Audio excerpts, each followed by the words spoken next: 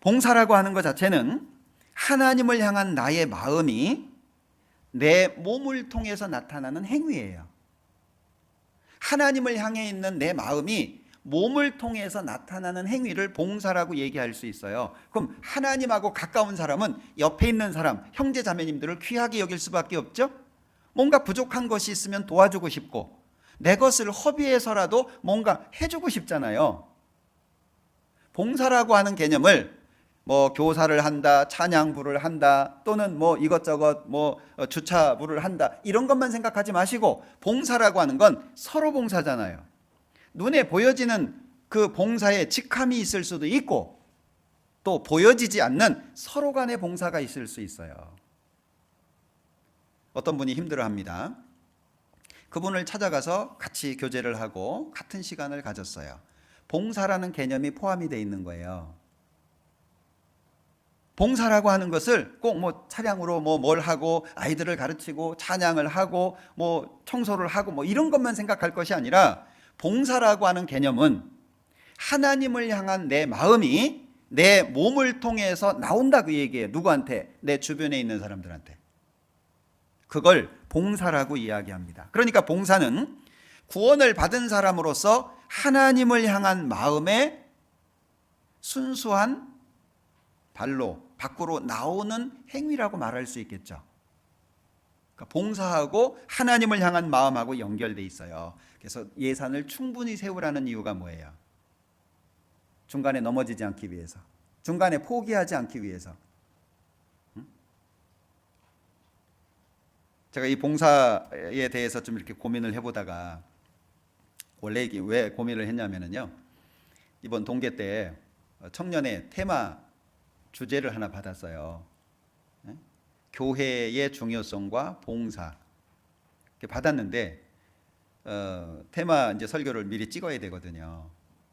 그래서 우리 청년들하고 교제하면서 같이 이렇게 찍었는데, 제가 교회의 중요성을 얘기하고 나니까 시간이 다 됐어요.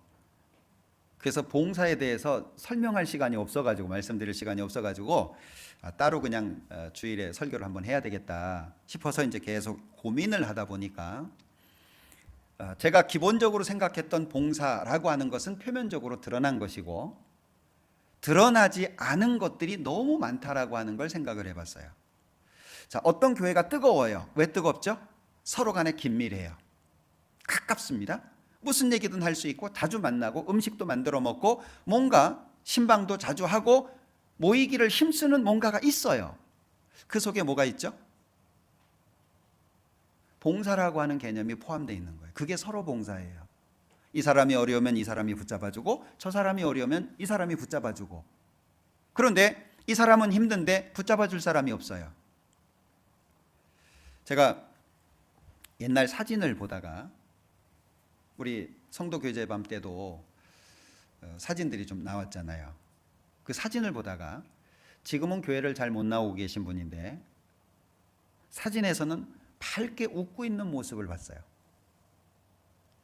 오래되신 분들은 보였죠? 지금은 교회를 잘 안 나오시는데 사진에서는 밝게 웃었어요. 제가 그걸 보고 무슨 생각을 했냐면, 저 밝았을 때는 분명히 마음이 좋았을 거 아니에요. 교회당 리모델링 하면서도 막 일을 하고 힘을 쓰고 그러면서도 밝았잖아요. 근데 왜 지금은 안 밝을까? 왜? 물론 여러 가지 이유가 있어서 한 가지로 딱 설명할 수는 없겠죠? 이게 옆에 누군가가 없었겠다. 옆에. 한순간에 마음이 어두워지진 않을 거 아니에요. 누군가가 붙잡아주고 위로해주고, 누군가가 그 마음을 들어주고, 그 어려운 마음을 이해해주고, 누군가가 그랬다면 그 밝은 얼굴이 지금까지 유지되지 않았을까? 사진을 보면서 혼자 생각을 한 거예요. 그래서 그 얼굴을 보면서 참 미안한 마음도 들었고, 그 사진을 보면서 참 안타까운 마음도 들었고, 내가 좋은 친구가 돼주지 못했나 보다, 이 봉사를 내가 부족하게 했나 보다라는 생각도 하게 되고, 참 여러 가지 생각이 됐어요. 내가 아픈 마음을 누군가에게 털어놓을 수 있다면 털어진 마음은 위로가 되거든요. 꼭 해결돼서가 아니잖아요. 어떤 문제가 해결돼서 위로가 되는 게 아니라 그냥 내 속에 있는 걸 털어냈다는 것만으로도 위로가 되잖아요. 그런데 털어낼 사람이 없었다. 혼자였다는 얘기잖아요. 참 그게 되게 마음에 이렇게 가슴이 아픈 시간이었어요. 사진을 보면서. 이 봉사라고 하는 것 자체가 눈에 보여지는 것만 있지 않다라고 하는 걸 기억하셨으면 좋겠고, 그래서 고민을 하다 보니까 충성과 봉사가 같아요. 충성을 또 다른 말로 표현한다면 봉사라고 할 수 있을 것 같아요. 자, 다윗이 블레셋 진영 속에 그 우물이 하나 있는데 물 먹고 싶어요. 말 되는 얘기입니까 그게? 왕이니까 그냥 얘기할 수 있었던 거지, 병사 중에 누가 그렇게 얘기했다면 끔찍하겠죠. 먹고 싶어요.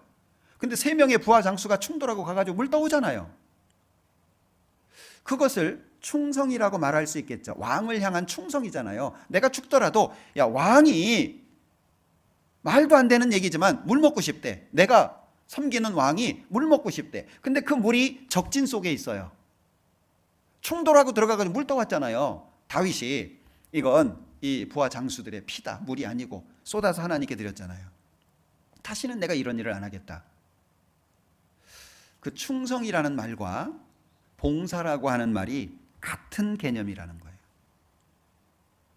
다시 말하면 충성은 마음속에 자기가 섬기는 사람, 섬기는 대상을 향한 온전한 마음이 아니면 충성이 안 되잖아요. 내가 하나님을 섬긴다. 그 하나님을 향해서 온전한 마음이 아니면 충성이 안 돼요. 그것처럼 봉사라고 하는 것도 내가 생각하고 있는 대상이 내 마음속에서 커지지 않으면 봉사 자체가 안 된다는 거죠.